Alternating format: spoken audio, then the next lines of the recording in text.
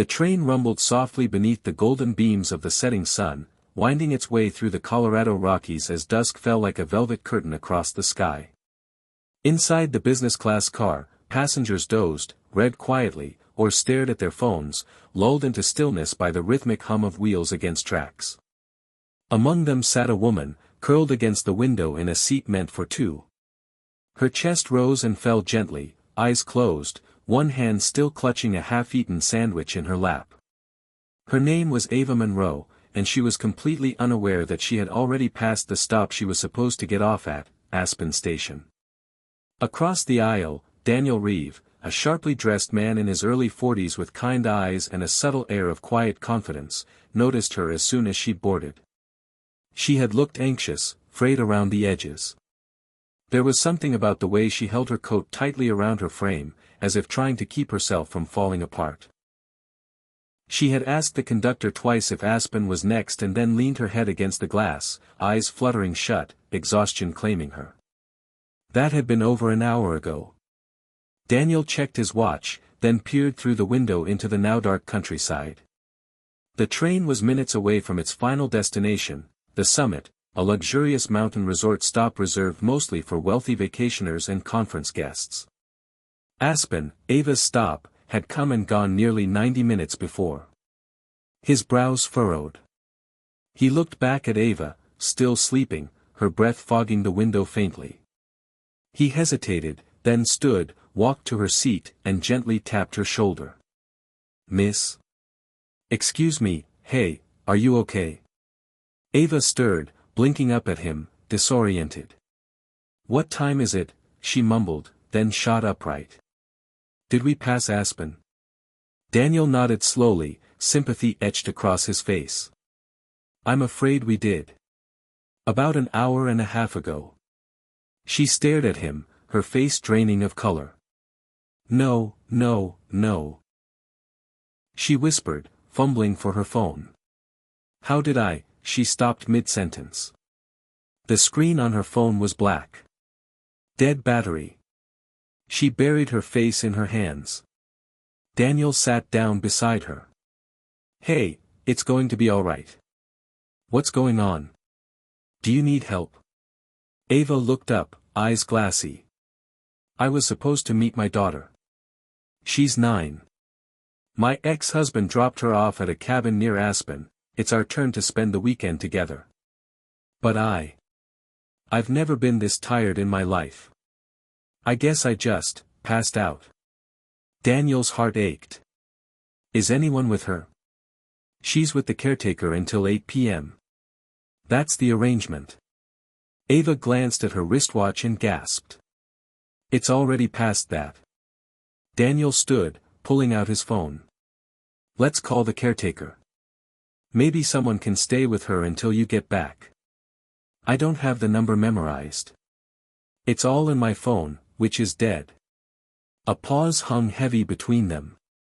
Then, quietly, Ava added, "I've been working double shifts for weeks. My boss finally gave me these 2 days off. I just wanted to give my daughter a memory.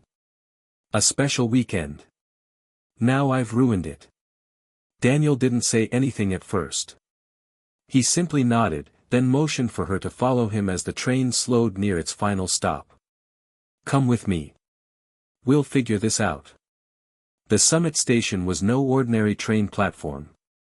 It shimmered with warmth and elegance, lit by lanterns and lined with private chauffeurs waiting for clients in pressed uniforms. At the base of a snow-capped peak, the Everpine Luxury Resort loomed in the distance, its golden lights a beacon against the dark forest beyond. Daniel led Ava toward the waiting shuttles. She pulled back. "I can't afford this. I should just find a way back to Aspen. Maybe someone can give me a ride." "You won't find any ride out of here tonight. The roads are too dangerous after dark, especially in this weather. And I'm not letting you wander out alone," Daniel said firmly. He gave his name to the shuttle driver.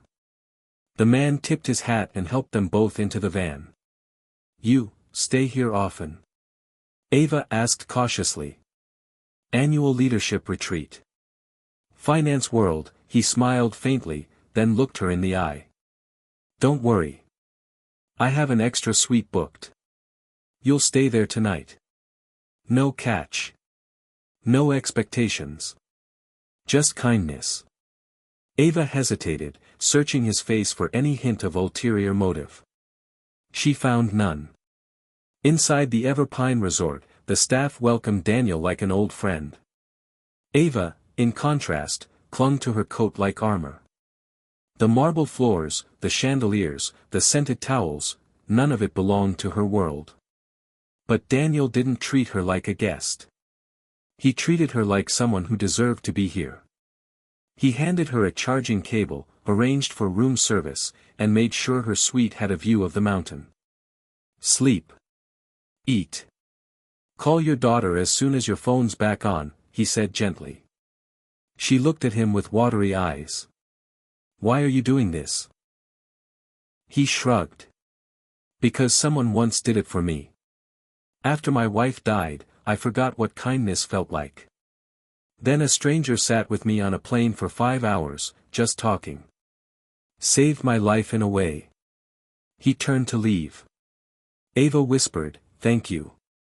By morning, the snow had blanketed the trees outside the window in soft white.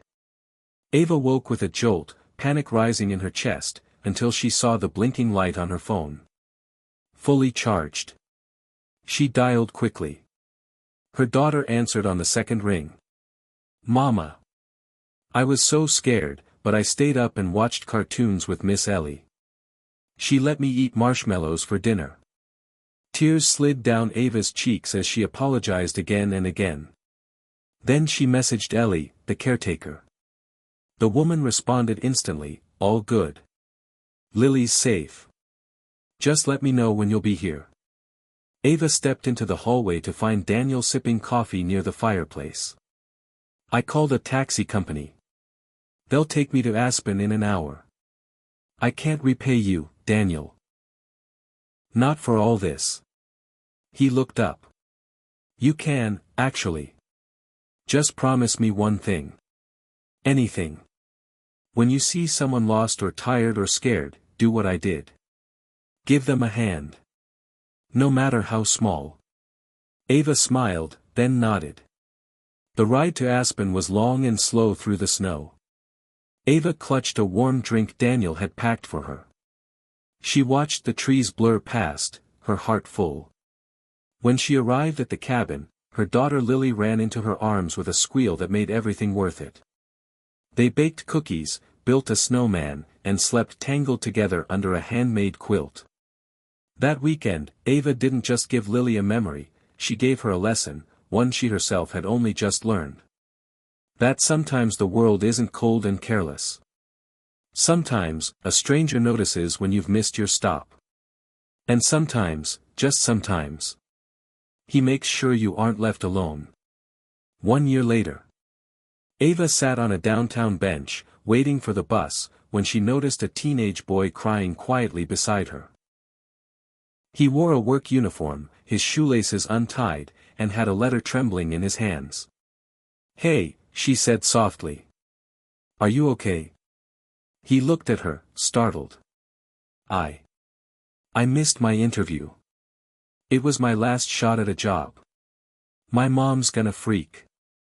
Ava reached into her bag and handed him a protein bar and a bottle of water. "Tell me where you were headed," she said, standing. "Maybe I can help." As they walked toward the nearest subway, she remembered Daniel's face, his words, and how he changed her path not with money, but with care. And that's how it spreads.